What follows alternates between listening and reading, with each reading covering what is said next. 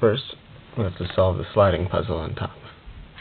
Slide, slide, slide. Sometimes it gets stuck. Slide.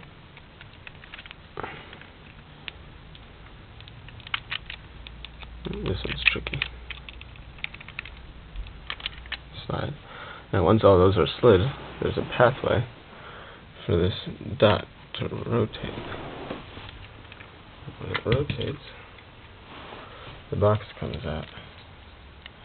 And the box is held in 2 magnets. And when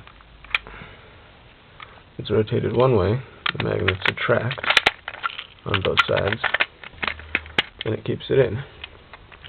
And when the magnets are the other way, they both repel and it comes out. And that's it.